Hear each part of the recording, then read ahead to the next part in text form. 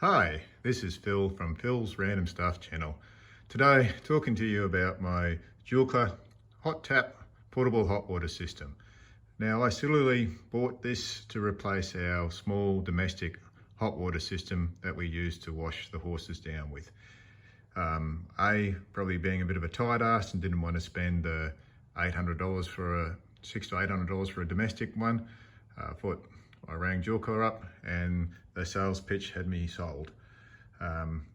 This is the best thing since sliced bread as far as they're concerned. It's better than the other ones on the market. And to tell you the truth, this thing's rubbish. I bought the unit because we wash the horses down on cold mornings, and it simply just doesn't heat water up very well.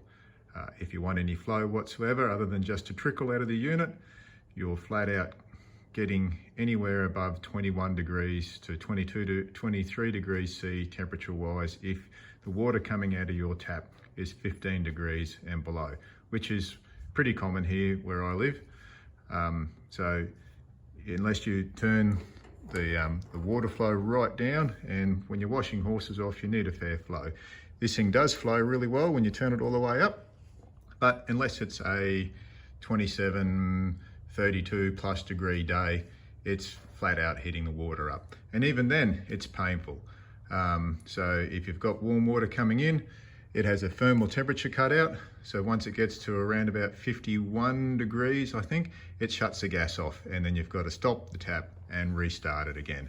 Just absolutely painful. I know you've got to have some sort of temperature regulation. So then you sort of got to stuff around with the gas flow to get the temperature right so it's not cutting out.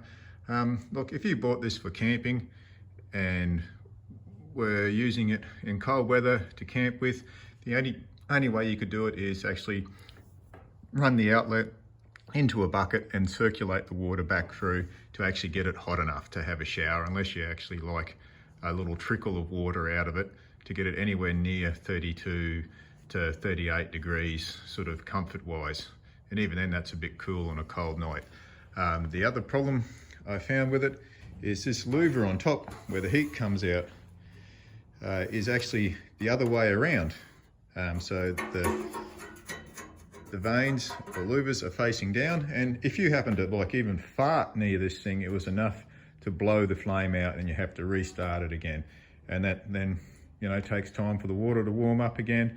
So I rang Joolca. They know about this problem, and to which they told me to unscrew the screws on the side and flip the unit over so the louvers are facing outwards. Stops the air from getting directed into the unit, and you've got to face this so the wind's blowing that way across it. Otherwise, if it blows from the back, it blows straight down and blows the flame out. Internally wise, these things are no different to any of the other cheap hot water systems on the market. The only difference being is that this one has the single knob or dual knob control all in one, whereas the others have a tap either side.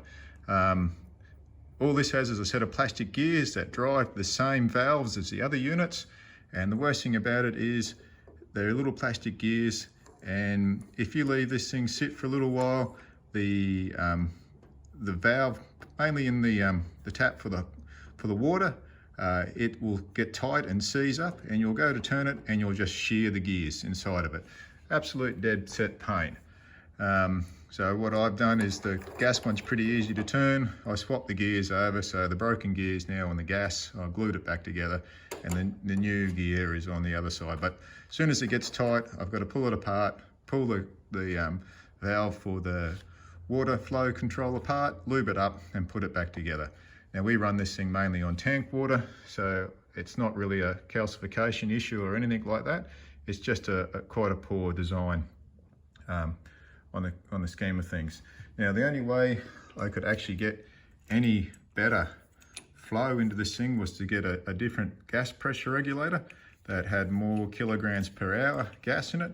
Even then, it comes to a point where you physically can't get any more heat out of it. Doesn't matter how much gas you stick in there because you're limited to the size of the jets.